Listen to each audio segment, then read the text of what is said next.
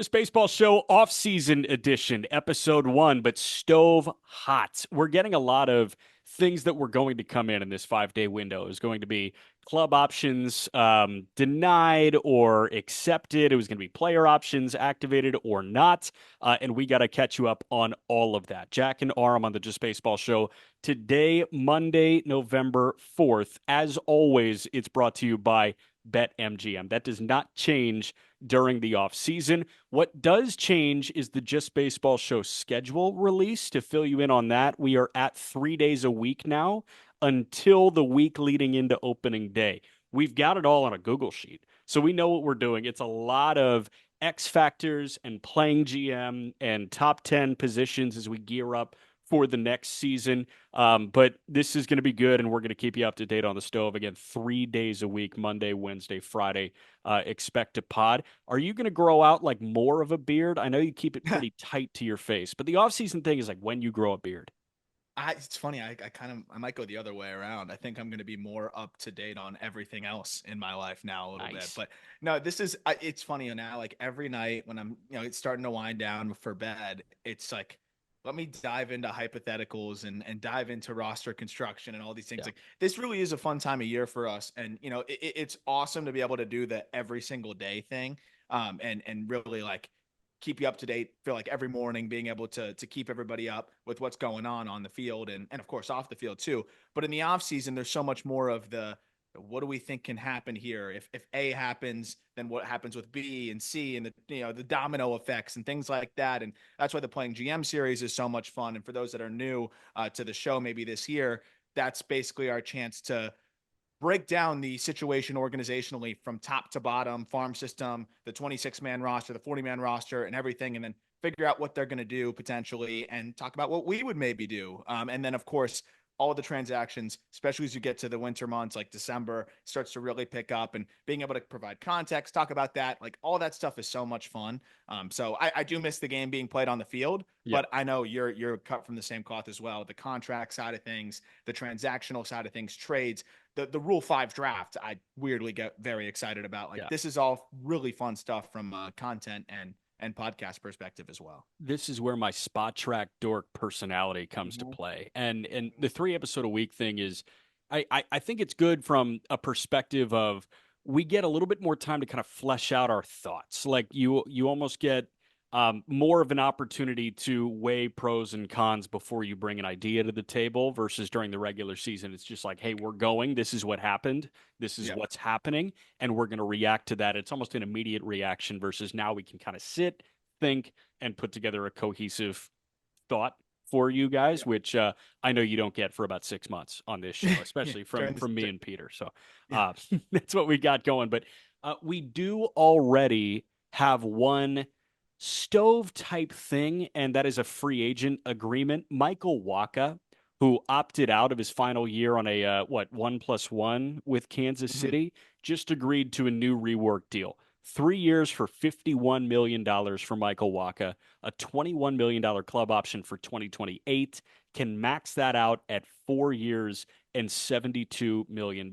Michael Wacha is a Kansas City Royal, and he is an anchor in that rotation for the next 3 years at least. The Royals pushed their chips forward last offseason, and we saw that it was very well documented that they were willing to put together a team that complemented the young core of a Bobby Witt Jr. and a Vinny Pasquantino and a Cole Reagans. They found guys like a Hunter Renfroe and they found guys like a Michael Wacha. They love what they got in Wacha. Wacha was one of the best pitchers in Major League Baseball after the All-Star break, and they have him. I love this deal for Kansas City. Well, and you mentioned like how good he was after the All-Star break. How about just the fact that now we have 3 years here where he's pitched in three different environments and he's been fantastic. You look at the last three seasons combined, where it was Boston, San Diego, and Kansas City. It's 428 in a thirds innings. He's pitched to a 3.30 ERA and a 1.28 ERA plus there, which is similar to WRC plus, right? So that's going to put him 28% above the league average. But what I love about that is like it's a 3.32 in Boston in 2022. It's a 3.22 in San Diego 2 years ago, and then this past season you got a 3.35 ERA. So, I mean, the guy has just been the model of consistency over the last few years after a bit of a blip and I think kind of a need to reinvent himself after hitting a bit of a wall at the end of his St. Louis career. Not really finding things in the COVID season and then still kind of struggling at points in Tampa, but clearly something clicked for him going into his age 30 season.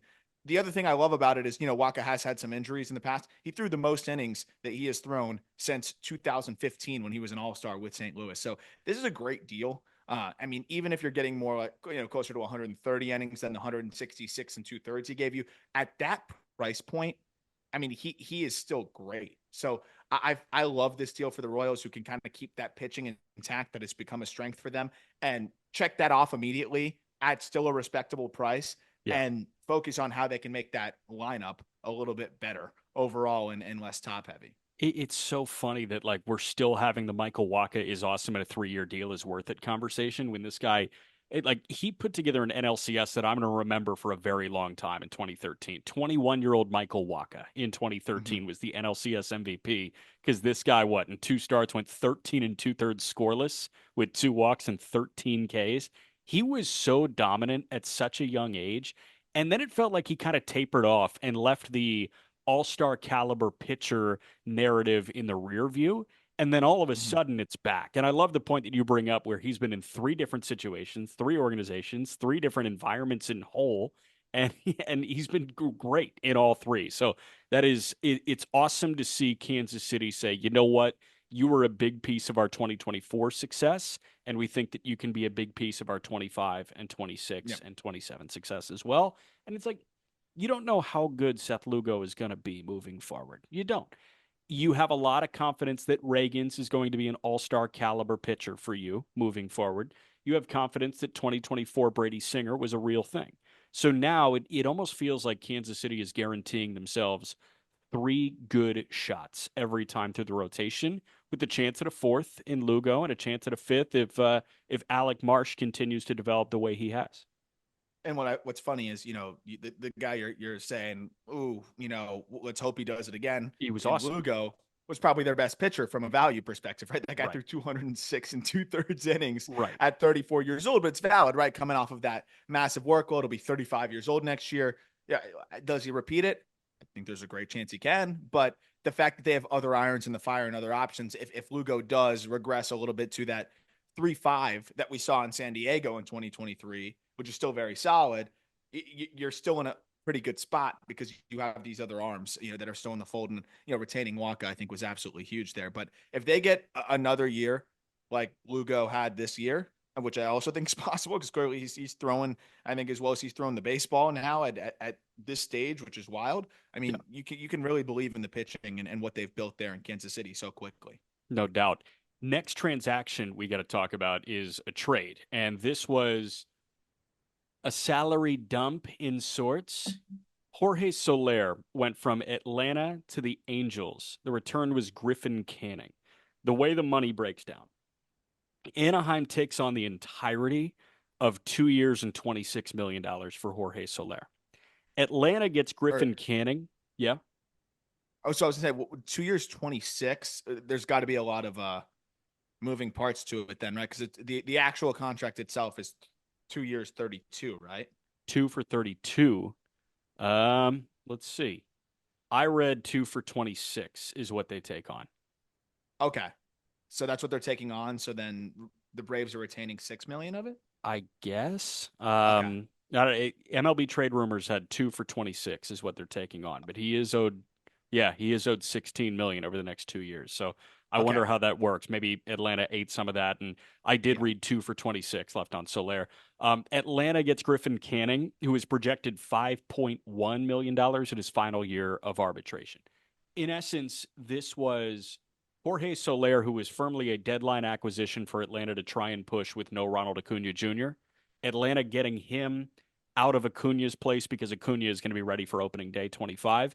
And in turn, you take on I don't want to be mean, 5.5 starter, a 6 starter. Like Yeah. Canning will eat innings. Canning threw 170 something innings this year. I think the ERA was in the mid fives, maybe low fives. But this guy in his career, 4.78, yeah, 171 and 2/3 innings this year. He had a 5.19 ERA. he Yeah. feels like another guy that they just added to the Bryce Elder stable. Like all these guys are Elder equivalent, but they did get out from under about $25 million. Yeah, and you're right. I'm looking at the same article as well, where it says the entirety of the remaining 2 years, 26 million. So maybe some of that was paid off in the trade from the Giants. I don't know. There's so many moving parts, especially when a player's changed hands this many times. He's been salary dumped effectively twice, Right, that sucks. which is wild. Yeah, I don't understand the acquisition for the Angels, especially considering the fact that Soler is a guy that you want to put in the DH spot, right.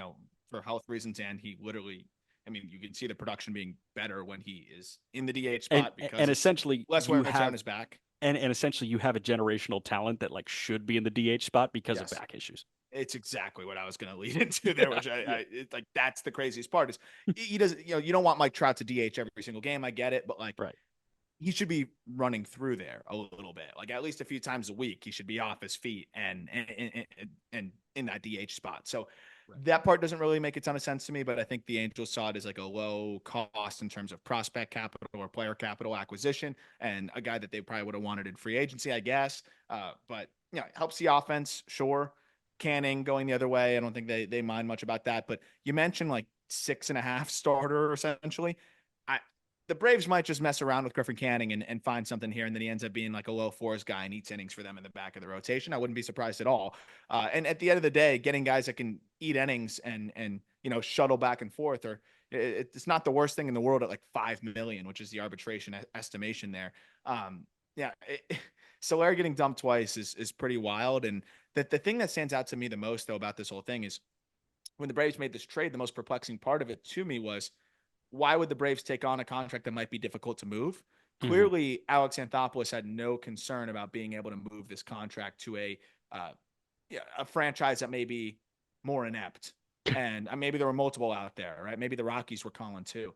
Yeah. But clearly, Anthopoulos had a little concern about being able to move this contract. Figured it's almost like a rental, so to speak, where, hey, if he can inject a shot in us and get us going, that's great. If not, we'll move him in the offseason. It's exactly what they do, and they get a depth arm in return as well. I mean, it's just Anthopoulos having a feel for everything too, because I genuinely thought it would be hard to move this deal. Even though it's not egregious, it's not really a deal that anyone is just jumping out of their seat to take on. And he made it seem pretty effortless. And he adds Canning to a stable. Like I feel bad for an AJ Smith-Shawver and a Hurston Waldrop who don't have a clear runway.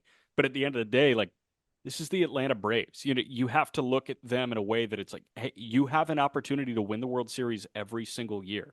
And if AJ Smith-Shawver is not good in the first 2 months of the season, you need a contingency plan on the roster, whether it be in Gwinnett or your long guy in the bullpen to take over in that role. And like AJ was fast tracked in 23. In 24, he was essentially the pitching version of Vaughn Grissom, where you already got up, had a little bit of big league success, or at least had the big league taste, and then you're stuck in this AAA purgatory because there's no space for you because they're the Atlanta Braves. And now, like, I'm just kind of forecasting what is going to happen with Atlanta in 25, and it feels like that's going to be AJ again. And it's fine because he's 22 years old in 2025 and like still has a plenty of time to mature and all that, and he has options remaining. But I mean, Atlanta is going to have Strider off the internal brace, Sale, who's going to win a Cy Young, Reynaldo Lopez, who just got a rework contract, Spencer Schwellenbach is the four. And then it becomes this fight with like a finally healthy Ian Anderson, Bryce Elder, AJ, Hurston Waldrop, and Griffin Canning. It's awesome that they have all that, but like I don't. It just sucks that all those guys are competing for one spot. I hope they Yeah. look at some of them as trade bait. Yeah, and what I like about Canting is instead of having Smith Shaver or Waldrop or somebody who may not quite crack that rotation yet, but you think they can help you at the big league level, instead of having one of those guys be a long man, Cannon can just be that long man where you're not too worried about the Yeah. development or too worried about anything. I think he could fit that role pretty well. What's interesting with Canning, still just 28 years old, is 2 years removed from like not a bad season at all. Yeah. And I'm not trying to like gas it up and say, oh, just because the Braves got him, he's going to be great. But the changeup has played pretty well. He's thrown the slider well in the past. Like again, it wouldn't shock me if with some tweaks, he's leaving an organization. Again, can't emphasize it enough. That is the worst when it comes to getting guys right. Yeah. And I mean, we would not probably be able to help him much at all. And he has only been in that organization, right? Drafted by them in 2017 and has thrown 3 big league seasons with only the Angels. I do think this is one of those opportunities where you can pluck a guy who does have a good changeup, does have decent, off speed here, and has mostly struggled with fastball command, change his role a little bit, change the way some of the things move and the way he sequences. And all of a sudden something might be found there. It's worth a shot, especially in a salary dump when you're taking a player away from an organization that is as bad at getting their pitchers right or maximizing their Right. pitchers as you're going to find. See Reed Detmers, see others. I think it's an interesting shot for the Braves to take. And to your point, like if some of these other young guys step up and Canning is throwing all right in spring training, guys go down all the time. Canning could end up getting dumped for a lottery ticket prospect anyways later on. So Detmers is the golden example. 2 guys that I'm kind of fascinated by that essentially were Angels castaways at this point. Um, Canning in Atlanta in 2025, and Roansy Contreras just got claimed by the Rangers. Like, I'm fascinated to see what they can do with that because obviously there's a ton of ability there, and the Pirates and the Angels both like failed to maximize that potential from him. And a lot of that was on him in 2023, but 24 it felt like, okay, this guy's damaged goods. Like, how is he damaged goods? He's 24 years old or whatever he is, 23 years old. So we'll see. No, I'm interested to monitor both. I'm with you 100%. Those are the 2 clear-cut transactions. Now we get to the guys that have officially entered limbo. And no name bigger than Gerrit Cole with the New York Yankees. We'll find out today at 5 p.m. Eastern. I know that it was previously reported Sunday at midnight was the deadline. That's not the case. It's 5 p.m. Eastern time on Monday. Gerrit Cole triggered the opt-out in his huge deal. He got 9 for 324, which was $36 million per year. It was very even. There were no front-loaded, back-loaded years, anything like that. There was an opt-out after 5 years in that deal. At the end of the 24 season, Gerrit Cole could trigger an opt-out. The Yankees could negate that opt-out by tacking on an additional year at the same $36 million rate. So in essence, the Yankees have to decide if they want to bring Cole back for 5 years, $180 million. If not, if they decide not to, by 5 p.m. today, he is a free agent. It seems like a no-brainer on Cole's end to opt out of this because he's pitched to the point where he should be making 5 for 180. I will say this, and then I'll leave the floor open to you and tell me if I'm wrong. If Cashman and Hal don't do this, if they let him hit the open market, that's more egregious than not offering Soto a contract. He needs to be a Not Yankee. not offering Soto a contract or not signing Soto. I mean, not even offering him, to be totally Oh my honest with you. gosh. Like, I think this would be the all-time fumble if they let Cole walk. 5 for 180, that guy has earned that. Oh, $36 million in dead money, whatever. It's the Yankees. He's one of, if not the best pitcher on the planet when he's right. He was dealing with some injuries. I know, like, if the elbow inflammation did not happen this year, it would be, foregone conclusion the Yankees just tack on the extra year and such is life. I just find it kind of crazy, especially with what we saw in the postseason and at the end of the season, that this is even a conversation for the Yankees to have. yeah. I feel like it shouldn't be, and for multiple reasons. I think some people are probably looking at one side of this thing though. No one really knows what the elbow issue was specifically, right? Yep. Except for probably Gerrit Cole, Scott Boras, and the Yankees. Yeah. So that is the one side of it that, like, if there's more going on there that we don't really know about, because that whole situation was bizarre, right? Like it was a lot of drama, a lot of opinions from doctors, and then he's out there throwing again all of a sudden. It's like, okay, fastball was down, not that much to the degree where you'd be like terrified about it, right? Instead of 96.7, it was almost a tick, but still, instead of 96.7, he was 95.9, and then still through the playoffs, you saw him holding the velocity and looking good. And I mean, he threw the ball very well. So that's the only caveat here, but I agree with you. Like, it's an absolute no brainer, especially with the way that we saw him get better and better and better as he was further removed from that time off. And also just seeing the fact that this guy clearly proved that he can throw and be very effective, even if he's not prime Cole at a slightly subdued velocity and throwing slightly differently, right? Like the fastball usage this year was down by about 7.5% because he knew it wasn't quite as elite maybe as it's been in the past. But that also kind of helped the fastball play up more because hitters couldn't just sell out for it when he was throwing it 53% of the time. So opponents still only hit 189 against his four seamer this year. But he also showed that, hey, I can get guys out with the knuckle curve, the cutter, the slider, the changeup, kind of kitchen sinking you and being more of that throwing all of my different offerings at you kind of guy instead of, hey, I'm just going to overpower you with the fastball and then whatever I sprinkle in. So that's part of the reason why, like, I still think that at 36, 37 years old, Gerrit Cole will still be getting outs even if he's at 93, 94. It might not be as elite, but no one's going to be like, gosh, man, this Cole contract is killing us. I really think that's unlikely unless, there's something terrible, with Yeah. his arm. And again, he's been healthy. The fact that he was able to come back from the one time that we aren't really seeing him too healthy and throw the way that he threw and continue to look more comfortable as the year went on. I'm hoping that the offseason allows him to get closer to 100% because I think we still kind of saw, again, like some of the residual effects. But Yeah. even if this is the new normal for Cole, it's still a no-brainer. The guy's built for it. The Right. guy, I think, handles being in the big market, being in New York as well as anybody. And if you think about it from this lens, okay, he goes out on the open market right now. I mean, I think he's going to get something along the lines of 5 years, 160, $170 million. No, like that Yes. sounds about right. Yeah. So Jake, So that's my thing. Is like, okay, even if it's a year more than you want to do, right. eat it. And in 5, 6 years, in 5 years, really, he won't be nearly the highest paid pitcher. I know right now, 36 million AAV, that's third highest behind only Yamamoto and DeGrom, Yeah. but Snell might end up exceeding that. And then in Right. the next couple of years, plenty of pitchers will start to exceed that. Well, Scherzer and Verlander both had what 2 year deals or 1+1s, whatever it was, where they were making 43 annually. Yeah. So that's the cat, but it was so unique because it's a short term deal for an older guy. I read largest total money ever given to a pitcher after they turned 34, and Cole just turned 34 2 months ago, was DeGrom at 5 for 185. I And understand that DeGrom's talent level is probably better than Cole, but I ask you, like, what separates DeGrom and Gerrit Cole?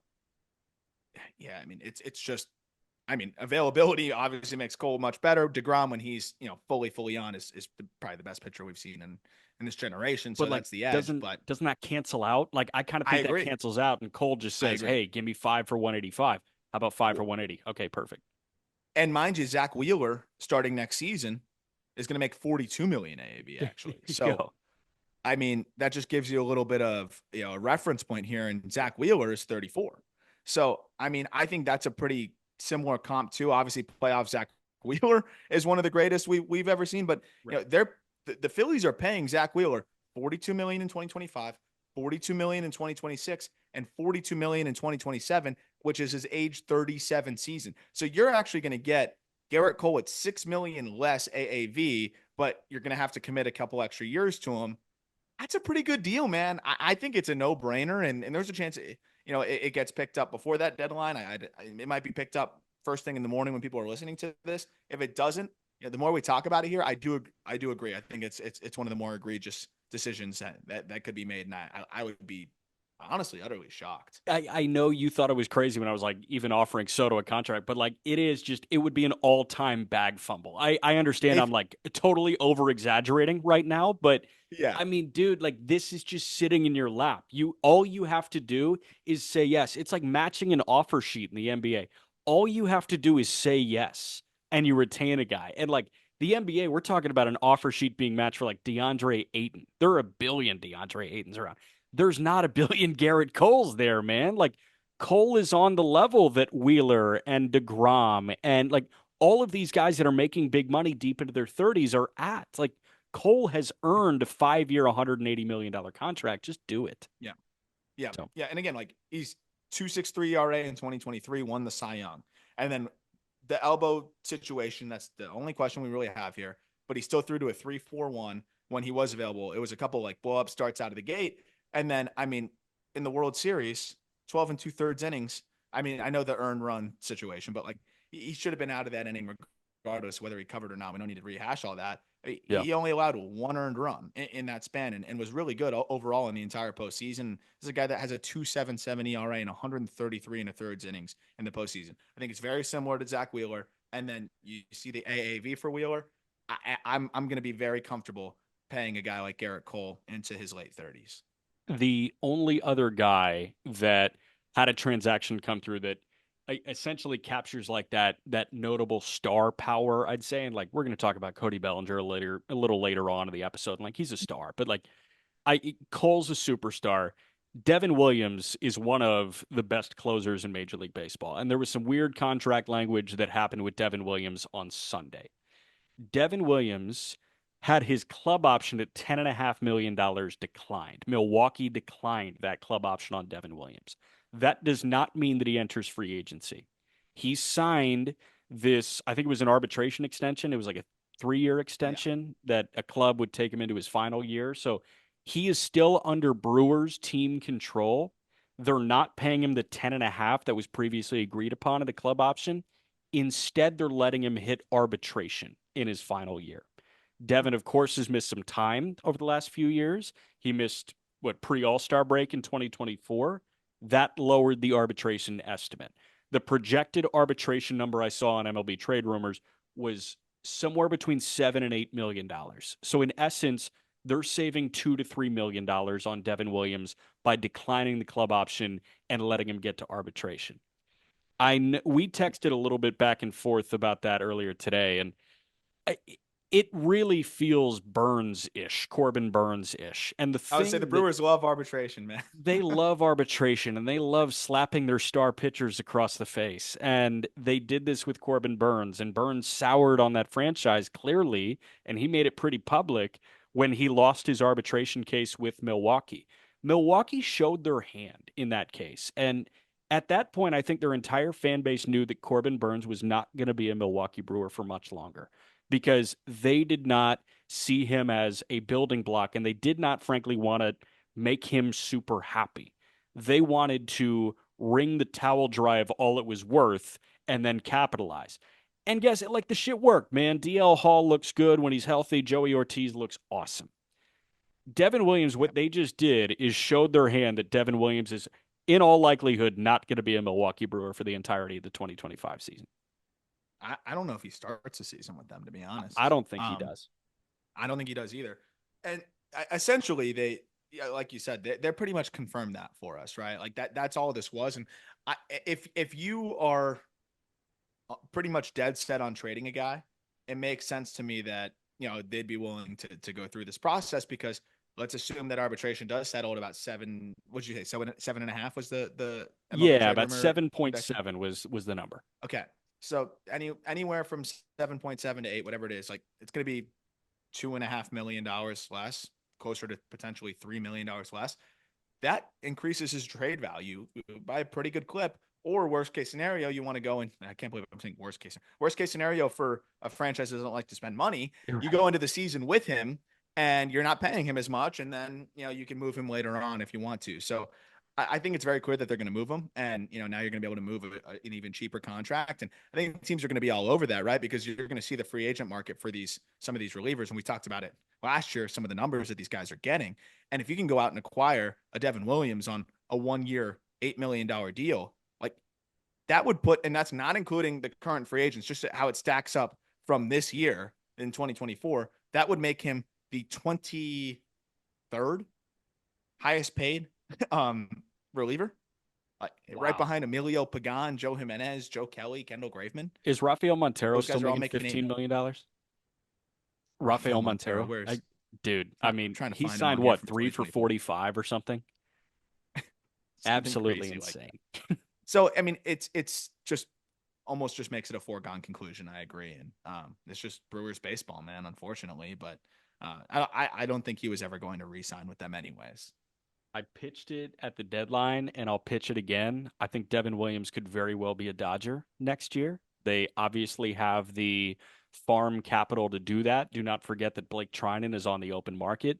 Trinan is also going to be 37 years old. I would understand if they brought him back on 1-year deal and they, made him a setup guy, whatever it may be. Obviously, Evan Phillips was having some issues health-wise. Like, it felt like the Dodgers had a whole bunch of elite setup guys that they were running out there in a Kopech, in a Trinan, in a Phillips, in a Vesia, in a Gratterall.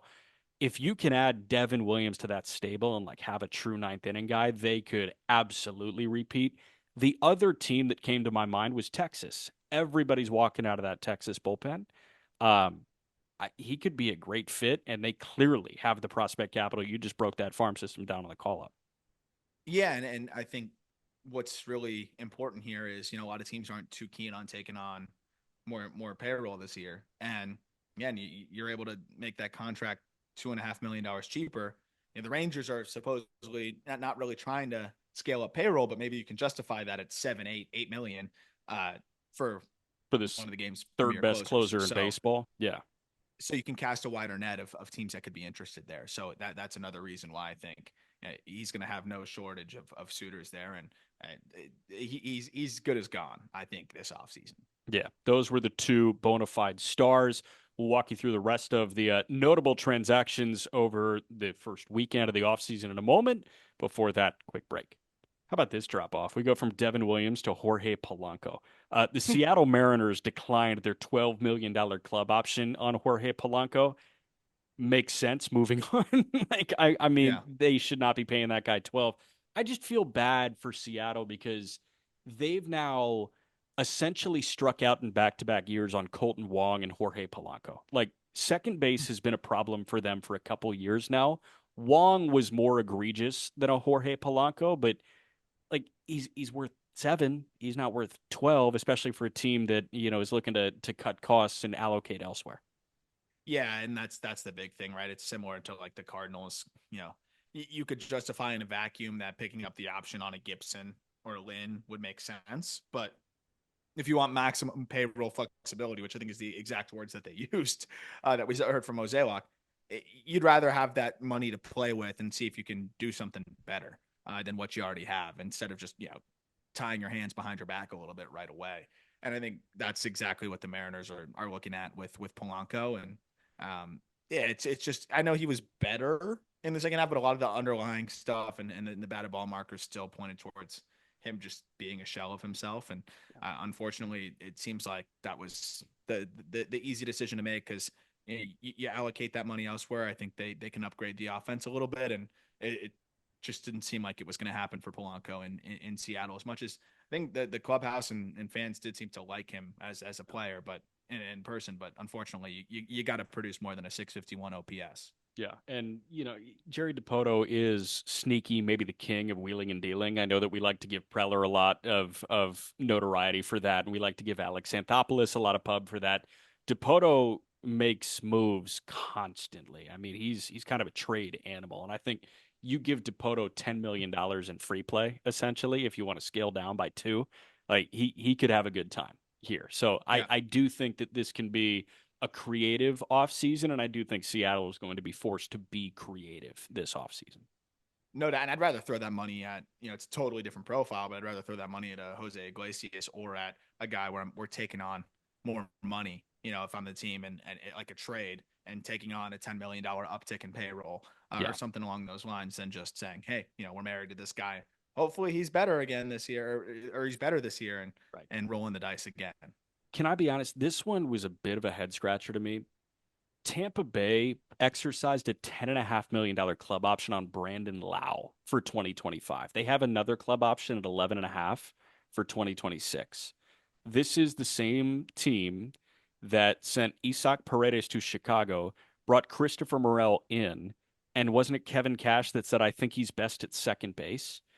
Like, this is also the team that has been unable to find a spot for Junior Caminero and Jonathan Aranda and Curtis Mead. And now you have Carson Williams knocking on the door too. Like, you're running out of space in the infield, and they bring back Lau at $10.5 million. Like, that's one of the more expensive rays that we have at this point. Like, where's your counter? My counter would be, I guess, the fact that you could probably move that contract pretty easily. Okay.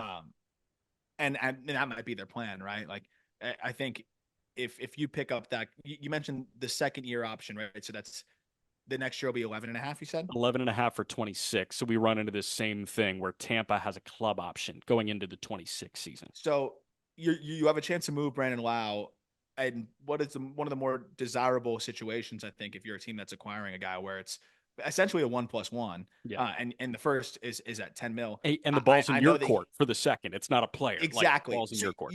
Yeah. exactly. So you can kind of hedge it, right? Where, okay, yeah, $10 million isn't the cheapest thing in the world, with a lot of teams not wanting to take on too much money. But if it's a Jorge Polanco situation, you can get out from under it. If for whatever reason he hits a wall with a new ball club, and instead of being on the hook for 2 years of it. But the flip side is, if he's awesome or even just really solid, now you got another year of control at still a really affordable number. Like if he duplicates what he did last year, which was, I think he can, because he duplicated what he did the year before, almost identical, where it was 21 home runs, 230 to 240 batting average, and a 2-win season. He's a little bit better in 23. It was a 3 F4 season.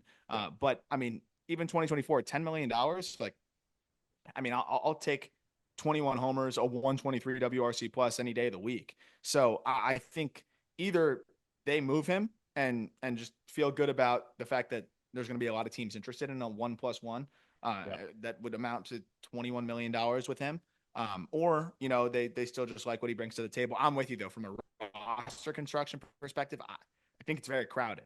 So Yeah. I do think this is another one of those like pick up and potentially move kind of guys. Okay. Yeah, that explanation makes a lot more sense to me, because I was just thinking from the Rays perspective. It's like, oh, they Yeah, it doesn't picked it really make up. So sense. it's like, if he's on the roster opening day 25, I'm like, what are we doing? Like, are we boxing Junior Caminero out of the lineup again? Like, we can't be doing this. So No.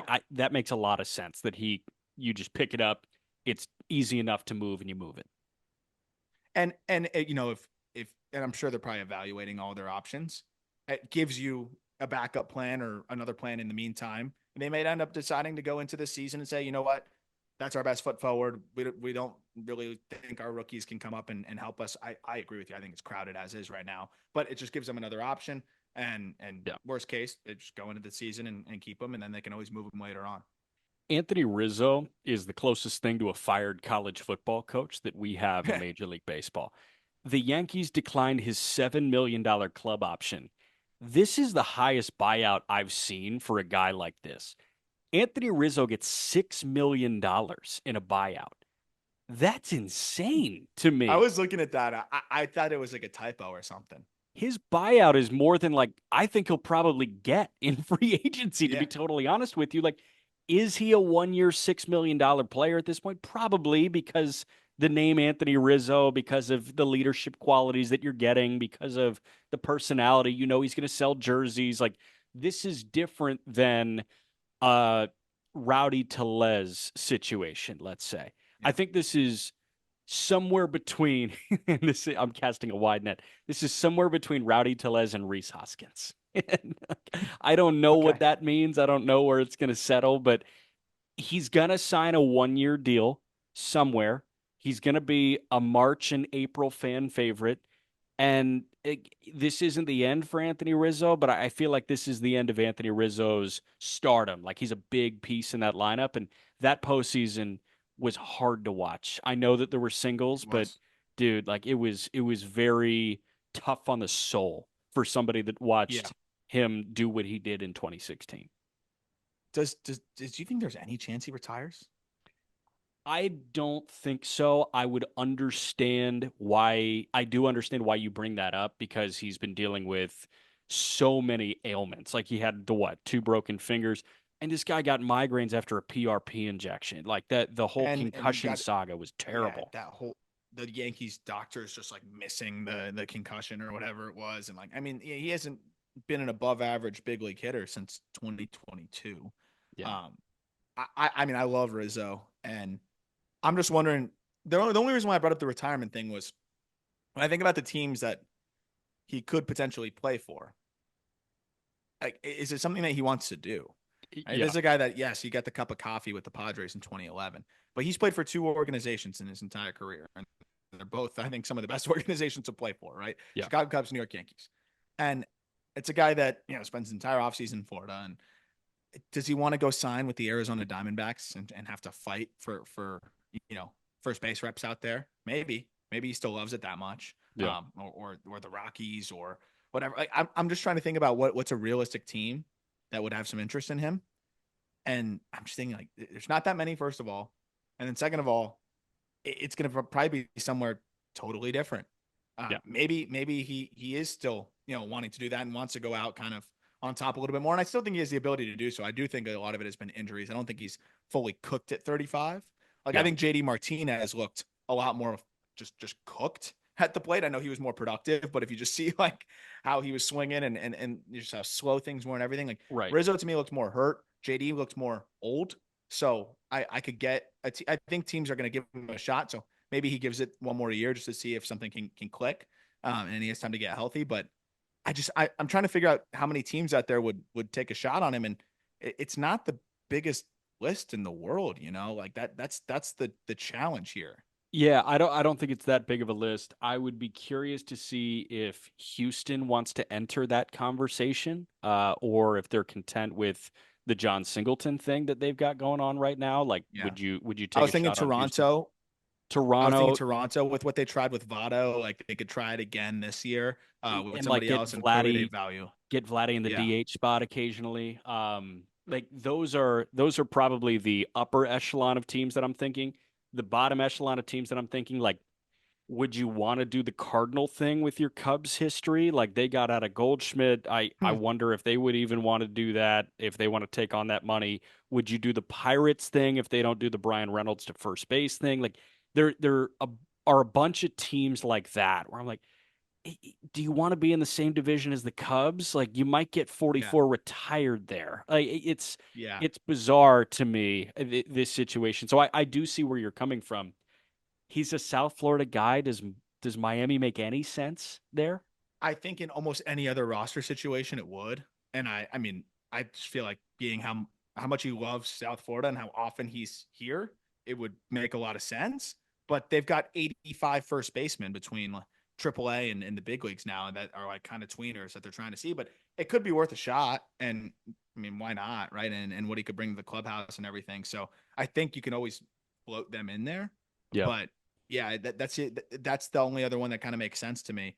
I just want to, before we move on, because it's been kind of like a negative, it's so easy to forget how good Anthony Rizzo was. He was pretty much automatically 32 home runs Yeah. like for like every year. He was And I amazing. mean, this is the first baseman that put up back-to-back 5 WAR seasons, another at 4.8, another at 4.4. This guy in order 32 home runs, 31 home runs, 32 home runs, 32 home runs, 25, 27.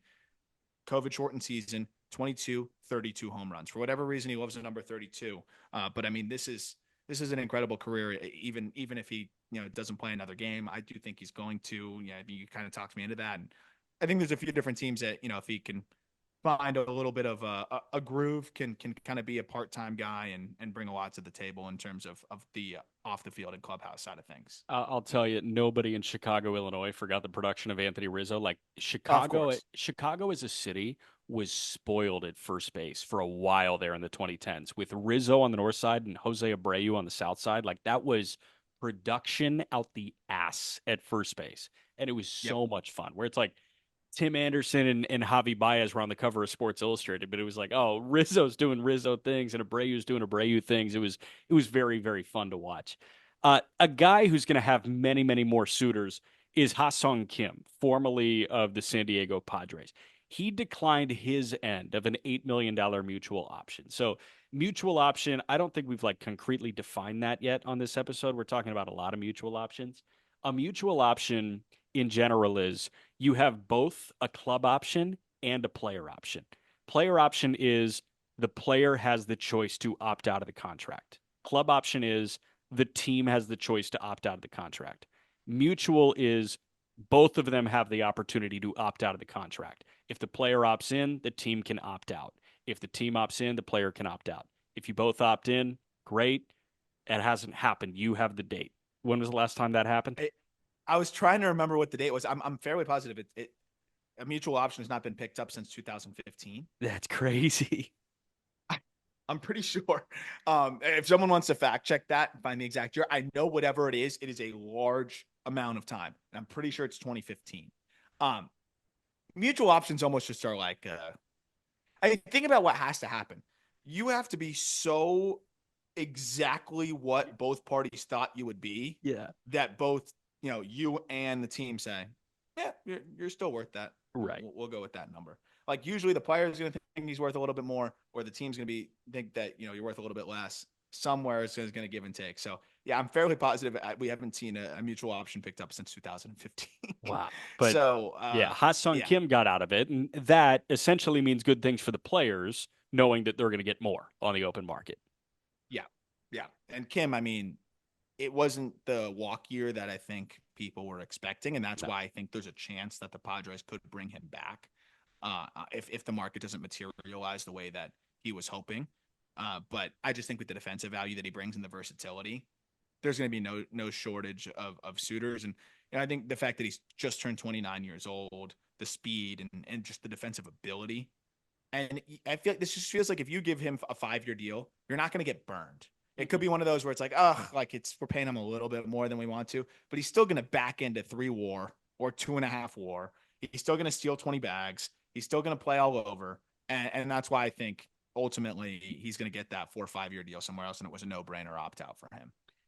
San Francisco makes a lot of sense here. Like I'm just thinking of the Mm-hmm. teams that immediately come to mind. San Francisco just immediately came to mind.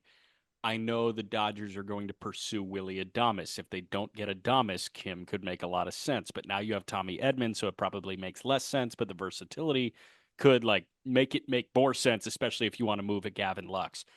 And I'm like struggling to think of the teams that actually want to escalate payroll. And San Francisco is a team that came to mind where it's like, okay, you don't get the big fish, assuming they don't get Soto, all of a sudden you turn that into Chapman on the extension he got at the end of the year, Kim to pair with him on the left side of the infield, and then you can fork over some dough for some pitching. I think he could be everything that the Braves were hoping Arcia would be, Mm, like in the peak mm, outcome. That's another one I really like. But I'm with you. I like those two shouts as well. cool. But that's where my mind goes. And then if you want to get a little crazy, like I do still think that the Phillies shake things up this year, Yeah. and they end up moving off a Bohm. Maybe you move a Trey Turner to third base and you got Kim up at short. That could be very interesting as well. Make them a little bit more defensively viable. Yeah. What I love about Kim is because of his versatility and because of his defensive value, you can pretty much justify him going to any ball club. Like Mm-hmm. almost any ball club could make it work, and he's going to be affordable enough. I Yeah. think where a lot of teams could be in those conversations. But I think the Giants are a great fit, 100%. So Well, he's going to have a lot of options, I think. I think the Braves are a great fit. Great shout, Aram. Yeah. This is where we get to the smelling Cheers. farts episode, right? Or the Mm-hmm. that portion of the episode. That That was was the one of one. my all-time favorite comments. It was a podcast review, right? It was on It was a Apple review. Pods. It It was a was an review. Apple podcast review that, yes, They yeah, they that said we what? It's like smell each other's farts 80%. and I think it's what 80% of the show is smelling each other's farts and reading off an Excel sheet. I think that's what we got. I Yeah. think that's what we got. But that was the only one. It was a single one. So I think that was just one negative guy. But yeah, that one and just like celebrating each other, I guess. So I Yeah, thought we're pretty hard on each other, to be honest. I think so too. But you know what? I'll frame that as constructive criticism and roll with it. Nick Martinez turned down his Constructive. $12 million player option with the Cincinnati Reds.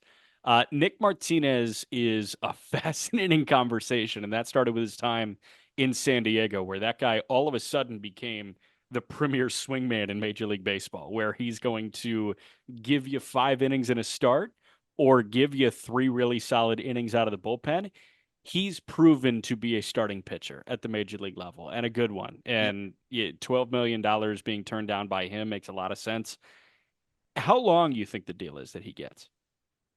That's a great question because like in essence, when I look at like an Arsenal, this is an Arsenal that, you know, I do feel like ages pretty well. Where again, it's one of those where I'm not terrified of getting burned. Mm-hmm. Like you can still give you even on the lower end, 140 innings, 130, 40 innings of mid fours on the worst case scenario. But this guy just pitched the best he's ever pitched. And and both a starter and reliever in this crazy swingman role, but then when they made him more of a starter, was fantastic there. He gets a ton of chase, gets a lot of weak contact, and I just feel like it's a very easy profile to feel comfortable with. But Yeah. he's 34 years old. He's 34 and he's coming off the most innings he's thrown.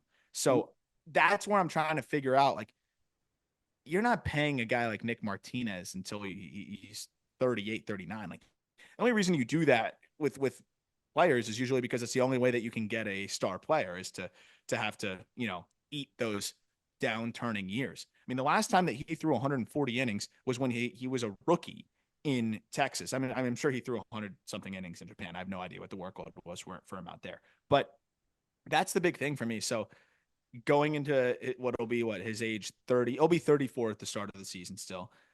I mean, you can't give that guy more than 3 years, right? I don't think so.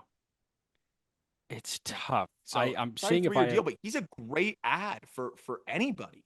yeah, he threw 161 innings in 2018 in Japan.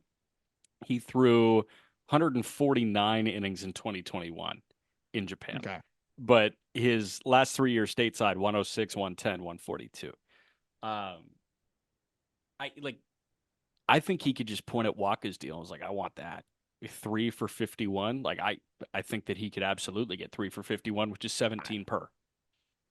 I think that's a great reference point. I know Waka's been a little bit better, but also if you look at what Martinez did in the second half, this guy had a 2.3 ERA in the Yeah. second half. And that was as they used him as a starter, right? So like that was because you look at the splits, he was dominant as a reliever. He had a 1.86 as a reliever, he had a 3.86 as a starter. But then they started using him more as a starter at the end of the year. I think he had a couple blowups early in the year that kind of skew that statistic. And 11 of his 14 appearances in the second half were as a starter, and he pitched to a 2.30 ERA. So this isn't like a reliever versus starter thing. It was more of just a getting better as the season progressed thing. But the thing is the fallback is you also have a guy that clearly can excel as a reliever too. Right. So I think having that kind of Swiss Army knife, having that kind of guy, I would look at that Wacha deal and give him that. And if I were him, I would absolutely ask for that too. I think that's a great reference point, even Now though we you're still a loser. Sorry, you're Yeah, a no, I loser was though. like, He went to stop with this. Bell and Jesuit though, and I hated playing them down here in South Florida, all Yeah. boys school, and they'd have a bunch of guys in the stands too that would just shout at you the whole freaking time. So Yeah. that's the negative on Bell and Jesuit. So I don't like your reference point there actually. Fair. Okay. Thank you for negating the fart smelling. Now positive, he went to Fordham. He was a Ram. I'll always root for the Fordham guys, man. I mean, like March baseball for Fordham sounds horrible. It's like, oh, let's go Horrible. take And the I'm pretty sure they subway. play on like the football field. They play on like a football field out there. Like all of their notable alumni are from like 1920. Yeah, dude, it's rough and tumble. It wasn't there. No, it was St. John's that I'm thinking of. It was like Frank Viola and Ron Darling. Wasn't it St. John's and Yale? Like they had the greatest baseball game ever played. Have you read about that at all? No, I no. I I'll send you a link. It's like it's Ron Darling. I know when he was at Yale, and then I think it was Frank Viola. I'm not 100% confident on that, but like it was dueling no hitters through like 14 innings in college baseball in an NCAA tournament game. Wright Thompson did a write up, and it was like Wright Thompson's amazing. Whatever he puts out on ESPN, you just read. Um, it's one of the more fascinating stories I've ever read. It's like a lot of people have heard about that Marcus Stroman Steven Matz matchup on Long Island when it Yeah. was like 1-0 and both of them K'd 15 guys, like bizarre game, and there were a bunch of scouts there. This is apparently like the greatest game ever pitched. Did you find anything Interesting. on that or no? No, not yet. I'm trying to dig around. I also, I'll be honest with you, I was lost in the other alumni that are active from Fordham, Greg Weissert Yeah. and Reese Nair. Rhys Nair. Yeah. Yeah, Knehr. Nair, Padre. Nair. Ryan McGee wrote it. Okay. ESPN.com. Ron Darling, Frank Viola, and NCAA baseball's greatest game ever, 40 years on. May 21st, 1981. Yale against St. John's. Ron Darling, 12 innings, one hit, one run, 16 Ks, 190 pitches, no hitter through 11. Frank Viola, 11 shutout innings, 8 Ks, 160 pitches thrown. Like it's the craziest thing. Get Like him to 200. Who get him to cares? 200. Why not? That was Oh my baseball, God. man. Rub some dirt on it. Um, we'll go to Cody Bellinger here now, who um, picked up a player option. He Yeah. exercised his player option at $27.5 million for 2025. He got the Boris 1+1+1 structure from the Cubs this last offseason. So he has another opt out after the 25 season. Yeah. This made a lot of sense to me. It's like Cody Bellinger did not perform to a 9-figure standard in 2024. Why not take, 2 years, 54, whatever this is committed to you? Look at 2025's. And again, there's going to be players who sign, so it'll change it a little bit. But just looking at what's already committed for 2025, by Bellinger picking up that option, he's effectively the fourth highest paid outfielder. And that's if you're counting Giancarlo Stanton as an outfielder too. So really the third. And that's if you're counting Mike Trout as an outfielder, which I don't know what they're going to do with him. So it's Aaron Judge at 40 million. It's Trout at 35.45. It's Giancarlo at 32. And then it's Bellinger at 27.5. So, I mean, no brainer to pick that thing up. And you mentioned that he has an opt out after this year. So if he balls out, then you can get out of that thing too. Sure. It's not the worst thing in the world for the Cubs, but I'd imagine that the Cubs would probably prefer that Cody Bellinger had not picked that up. Yeah. Just because they're fine in center field now with Pete Crow Armstrong. So now you're going to have a defensive, like a glove first right fielder, which is fine because, I think Seiya Suzuki is, become pretty evidently a liability out there. Yeah. You have a guy that can also plug in at first if needed, but Michael Busch is your guy now too, and he's turned into a nice defender there. It's just he feels like a luxury for a team that has other areas that they need to address, and it's a very expensive luxury. So it's not the end of the world because he's good. He's still a good player, right? He's a 109 WRC plus. He's still a 2-win player, and I think he can be better than that this year. Like I thought 2023 was outkicking his coverage a little bit, and then I thought 2024 was a little bit too much of a normalization, so to speak. So like if he's a 2.8, 3 F4 guy next year, that's fine. But yeah, I'm sure that the Cubs would prefer to allocate that money towards the rotation and towards some other places. And he, at that point, if he's a 3-win player, he still underperforms the cookie cutter $8 million per win formula that everybody loves citing, which I hate. And even then, that kind of shows that it's a little light on the production there. My thing is just putting the puzzle together. PCA is your everyday center fielder because he's proven that. Happ is your everyday left fielder because he's a Gold Glove caliber left fielder that hit and just really had his well best this year. He just had his best year. So Bellinger's in right. Seiya becomes the DH. Seiya's a good bat at this point. I firmly good bat, liability in the outfield. So Seiya's your DH. Michael Busch is at first. If Owen Casey's repeating AAA, you have a serious problem. I'm so glad you mentioned that. I was another one of those late night, who are some prospects that might get just fucked? and Casey. Owen Casey was immediately the name that came to me when that option got picked up because he's Rule 5 eligible too, right? So you got to add him to the 40-man. Of course, they're going to add him to the 40-man. Yeah. But when you do that, now you're even more confined, and there's no way he should go to AAA. All of a sudden, a guy that I know the Cubs probably preferred not to move seems like could be one of the best trade chips prospect-wise this offseason. And now with the Cubs having 27 million, 27 and a half kind of taken off of their budget and what they were able to spend, I wonder now if they go the trade route. We talked about potentially moving a Nico Horner. If they do that, they can replenish the farm system some. I wouldn't be shocked if they move off of an Owen Casey now all of a sudden, which if they do that, maybe that's how you address the catcher position. Maybe that's how you address some other spots pitching wise. You totally address it. They need a closer air, you need air to breathe. It's never going to happen. It's never going to happen. But Casey and Devin lines up perfectly, but they won't do it. They won't do it. That could be a good way to address the whole catching thing. Yep. So. Yeah. Oh, and again, for reference, Ballesteros looks good. You need an actual catcher also there, just in case. But this also does create a little bit of a logjam in that regard too, right? Ballesteros is a bat first catcher who's working his butt off to try to become a passable catcher. That's a guy that you want in the lineup too. The value is with the bat. Seiya now clogs the DH spot. They got some things to figure out here. So it's going to be very interesting to see how the Cubs maneuver it. They have a lot of assets. They're in a pretty good spot overall. Yeah. But they need pitching. They need relief help, bullpen help. And I think Casey is absolutely a good option to dangle. And I'm very interested to see if that's what they end up doing.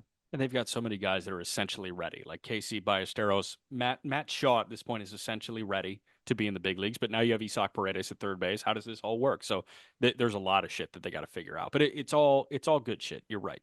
Yeah, Um, exactly. It's like you could get a haul for Horner. You yeah, can move things around. Like they're in the driver's seat. Just you got to make sure you drive in the right direction. and to be honest, man, I don't think Seiya's immovable. I think that's a good bat. Like he seems way more Oh, movable than a guy like Yoshida.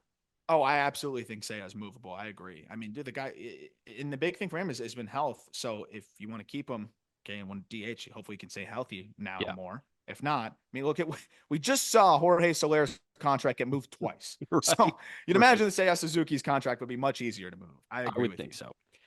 On the same line of prospects getting fucked, Tyler Black in Milwaukee might be getting fucked because Rhys Hoskins just triggered an $18 million player option for 2025. So Hoskins is in. He is making $18 million as a Milwaukee Brewer in the 2025 season. There's a mutual option at $18 million in 2026. This is one where I'm sure Matt Arnold, I believe his name is, the GM in Milwaukee, was saying, God damn it, dude, why'd you say yes? Like, I love Rhys Hoskins, love the energy that he brings to Milwaukee at $18 million. That's not what Milwaukee wanted to happen whatsoever. No, and that's why the contract was surprising. Like I love the signing Yeah. because I think he was super underrated ad, and it's just he's become such a defensive liability. And with the he always was really rough defensively, but now I Yep. think with the injury to his knee and everything, like it really is like a DH only kind of spot now. So he can clog that a little bit. I think at that amount of money for them, it's tough, but Mm-hmm. I did like the addition because he gave them some power and gave them some things that I think could be helpful. But I mean, he was not much better until like legitimately the last couple weeks of the season. It got a little bit better then. But I mean, I'd imagine this could be a contract that they're going to try to find a way to move. I just don't know how, because there's no way that they want to pay him this money. So this could be kind of a bad contract swap type of situation. But I mean, actually, the first thing I think of is maybe you call Arizona, who needs a first baseman potentially, and You Jordan take on Jordan Montgomery, they clearly Montgomery. want to dump, and you could do a little flip flop here. Montgomery's worth a little bit more in terms of I think asset value. Brewers need pitching. They probably feel confident they could get them right. That Yeah. I think Hoskins could be like a bad contract swap type of situation, but regardless, definitely not what the Brewers wanted. And I'm always fine with the player benefiting, especially after For the sure. catastrophic knee issues. So it wasn't like he was a total bad player. Like he hit No. 26 homers. It's just there was not a lot of value otherwise. And I think he walked as little as ever this past season because I think, all of a sudden pitchers are a little bit more willing to go right after him. Yeah, I love the swap for Montgomery. Great idea. Sorry to be nice Yeah. again. I was thinking about like putting together an article of just like some of the best like bad contract swaps this offseason. I think Yeah, that would be like a fun thing to the do. best worst trades you're going to see in the 2024-5 off season. So that would be huge. Another guy who just opted in. He declined an opt out. I guess it's kind of the same thing as opting in. Robbie Ray is going to be a San Francisco Giant going into the 2025 season. He had an opt out if he wanted to hit the open market again. He could opt in to 2 years and $50 million. That's what happened. So San Francisco effectively just signed Robbie Ray to 2 years, 50. So 2025, 2026, Robbie Ray is under control. New offseason, new me. I don't think this is terrible. I thought Robbie Ray flashed some good things for San Francisco at the end of the year. They knew that they were taking most likely all of this on, right? When Yeah. they made the trade, right? Yeah. When they swapped Mitch Haniger and Discofani. Off of elbow surgery. Yeah. Like you Talk knew about that. Right. bad contract swaps, Yeah. right? It's exactly what this was too. And they figured Ray has a better chance at getting himself right Yeah. and being a net positive asset for us than the other two. Yeah. And that's exactly, what I think is going to be the case. So I agree. I thought he showed some good things. And, is he worth that amount of money? No, but No. you were already had your hands tied financially. I think it's fine. And that's a guy that they needed. And I mean, in that stadium offseason to fully build back since he came back in July, by the way, like late July. Yeah. I think he could have a great year next year. I really do. At the end of the day, man, he made what, 7 starts and 5 of them were good. Like first one, he was Yeah. 5 no-hit innings, 8 Ks, then 4 1/3, 4 earned. Against the I'm not counting. Dodgers. Yeah, and then he goes to Cincinnati, 5 innings at 2-run ball. He K'd 9, and 6 innings at 2-run ball. Then he was bad, like didn't get out of the first inning. But then 6 2/3 a 1-run ball. He K'd 9, and then 3 innings a 1-hit ball where he got a little dinged up and they shut him down on the 25th in Seattle. So like this Yeah. makes a lot of sense. And again, like I thought he flashed well enough. So again, new offseason, new me. I think I might like Robbie Ray now moving forward. No That was chance. No chance. no chance. That was the last transaction that we got to talk about. There was a hiring also in San Francisco. They have a new general manager. He has a familiar last name. Zach Manassian is their new GM. Yeah. He'll be under President of Baseball Ops Buster Posey, so he's the number 2. He's Perry's brother. Zach had been the Giants VP of Pro Scouting for the last 3 years. Um, it's funny that we're seeing another Manassian out on the West Coast and in a position of power. I don't know much about him, but I just thought that was kind of a funny headline. It's like, oh, Perry's brother, like the most shit on general manager in Major League Baseball. His brother just got a GM job. Yep. Yep. That's and you can't just lump them together, right? Right. He might not be anything like his brother. Who knows? Right. I think that whole thing is quite interesting. And how about the Manassian Soler web, right? You had the Manassian trade to Manassian trading Soler to the Braves, Yeah. and the Braves trading Soler now to another Manassian. So maybe there was some like, hey, you should take him on. He was a great guy. We're thrilled to have him. I don't know, but it's a more important role, I think, than a lot of other GMs under like a president of baseball operations. Because like remember, Buster Posey hasn't really done this side of things. So there's going to be a lot of like logistical aspects, I think, that Manassian's going to have to be hands-on with. And then it's going to be a really interesting arrangement to just see how that all works. And a guy with no front office experience and Posey just jumping into it is pretty. It's a pretty big deal. So, it's going to be very fascinating to see how that front office works. I think it'll be better just by default because you know how I've felt about that front office for the last several years. But there's a chance it might not be great either. I'm very fascinated to see how this all shakes out. So the end of every newscast, whether you're watching like ABC Nightly News or the local news, is always the kicker, like the feel-good story. Yeah, we learned that in college. School. Yeah. Trying to find the kickers was always brutal.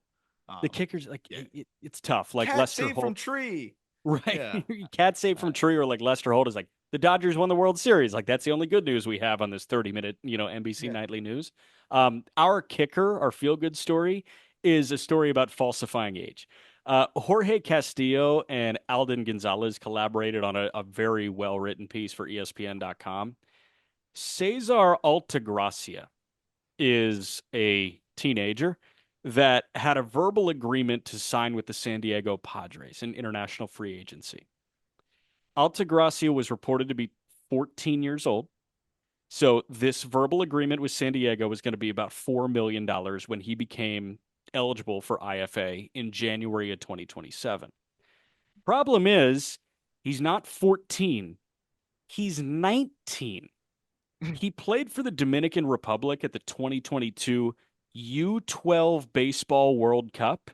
17-year-old playing at the U12. And this past summer, as a 19-year-old, played for the U15 team in the Pan Am Championships. A 19-year-old saying that he's 14. Falsifying age is a thing that is very present in international free agency, in Venezuela, in the Dominican Republic, all over. 5 years is egregious. The other thing that's egregious, and I know something that we've talked about, is San Diego, in essence, had $4 million worth of agreements to a 14-year-old, quote unquote, that turned out to be 19. Yeah. Like, there are a whole bunch of bad things here. That's the funniest part to me, is like, the whole system is totally fucked up when the issue at hand is, of course, falsifying age is the consistent issue that we have here. But the fact that it's, wait, you're not 14? I'm pulling my $4 million offer in 2 years. What? In 2 years. Like, think about that. Oh yeah, that's the thing. I'm pulling our verbal offer that you can't sign for another 2 years. Like, if it wasn't the Wild West, there would be no incentive or less incentive Yeah. to pretend you are 14 years old. Like, the fact that it's wait, you're not in eighth grade? Never mind. Offer pulled is insane to me. Like, it's absolutely insane. Um, that's why I actually understand the push for the international draft. I know there's a ton of logistics to that and a lot Yeah. of things and a lot of people that can be affected by that. But this is another reminder of just how unchecked this whole system is. And there's agents out there that are pushing these kids to do this. Like, you can't really blame the kid because he's been doing this. He was told to probably do it since he was actually 14 years old. Right. So like, and if people are telling you this is how you're going to make money, this is how you're going to get out of your difficult situation, which so many of these players are in, this is how you're going to help your family. I'll lie about my age. I'll do whatever the agent who Yeah. signed millions of players or players to millions of dollars tells me to do. So like, it's too heavily incentivized right now to lie about your age. And then for these teams, they have to keep up. So if you're not getting these verbal agreements with these players in place when they're 14 years old, you'll be too late. You're going to miss out. So And so that's the challenge of this whole thing, and that's why I think it's a big problem. And they're going to need to sort these things out because I just can't get past the like, you're not an eighth grader, you liar. $4 million pulled. yeah. There's another element to this that blows my mind too, and it's the sheer number of verbal agreements that these organizations have with international free agents. And if you don't hit puberty the way that they thought you would, they can pull the offer. Like there have Yep. been stories, and this is documented in that ESPN.com article, like there have been plenty of stories, and I've heard a couple of stories where you have this agreement with like this 13-year-old. It's like, hey, in 3 years, we're going to give you $3 million. Turns out he doesn't like hit puberty the way that these organizations thought he would. So a week before he becomes eligible to sign as an international free agent, they're like, yeah, that's revoked.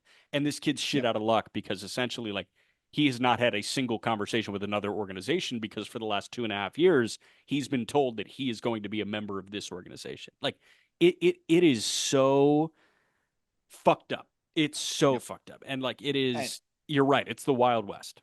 and these agencies, man, are like these academies Yeah. and these like quote unquote agents are perpetuating that, and there's so much money in it, and that's why it was kind of disappointing when you had all these different perspectives coming in, and I think it was a really valuable conversation to have around the CBA. I don't think it was something that should have been solved in this CBA. I think it's something that needs to be worked on and discussed for the next time we have these conversations instead of it being thrown in as kind of like a wrench to just make things more difficult in general. Yeah. But I think it's objectively true that things need to be adjusted, whether it's all in on the draft or something else. But I think David Ortiz came out all of a sudden and was like, oh, this would destroy gay communities and things like that. It's like, I mean, there's like some borderline criminal activity that goes on with the international free agent side of things, and I mean, it's fraud, so it's not even borderline in a lot of these Right. instances. Like there should be some guardrails to this thing, and I don't think that's a bad thing. And I think you can still support the academies that run things the right way and do things the right way, without fully upending it all. But yeah, it's a really fascinating conversation, and obviously there's a lot of instances of where players have probably been able to get away with these things. And what's disappointing about it though is the more that these things happen, the more that you're going to get people just throwing shit at the wall and seeing if it sticks on other players. Like, oh, Yeah. Soto's definitely not his age. Oh, this player is definitely not his age. I'm like, you don't even know. So like Right. those are the things that are frustrating. Like, yes, it's a problem, Yeah. but it doesn't mean that we can just now start slapping it and labeling it to every other player too. That's why I would Right. just love to have a little bit more of a process here. 100%. And like it's not going to change until Major League Baseball gets involved. Like Major League Baseball, the entity. It's not teams get involved and say, hey, this is what's going to go on. Like it has to be from Major League Baseball. And there are two ways that they can go with this.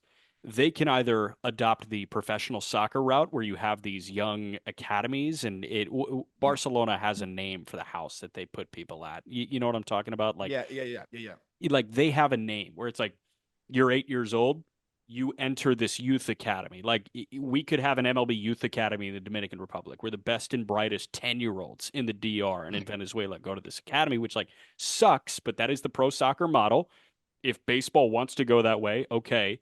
Or you could adopt the NBA route where you have all these NBA academies popping up in South America, in Africa, in Australia, places like that, where you essentially cultivate the future pro generation. And Yeah. that would make the age a little bit younger where you become a legitimate major league signee prospect. But at the end of the day, like that might be the best way to go At least about. it's legitimate. At They're least it's they're legitimate. signing already too. You see these kids decked out in gear, like 12, 13 years old in their team gear. Right. So it's And like you might as well just make it legal if it's happening. You might as well like make it structured. yep, So yep, I don't know. 100%. That's my thought. So that's what we got. That's your feel good story of the evening. Again, every link you need is in the episode description. Reminder: 3 days a week during the off season, going to be a ton of fun. We're doing, I think, season in review for division starting next week. We also have a ton of great interviews coming up in the off Oh yeah. season. It's going to be great because a lot of guys are just kind of sitting around and either lifting or going through their throwing program.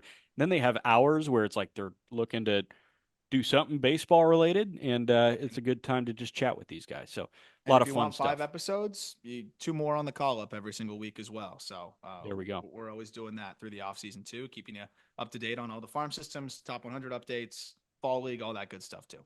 Yep, and all your team specific pods on the Just Baseball Network. Yada yada yada. We will talk to you guys on Wednesday.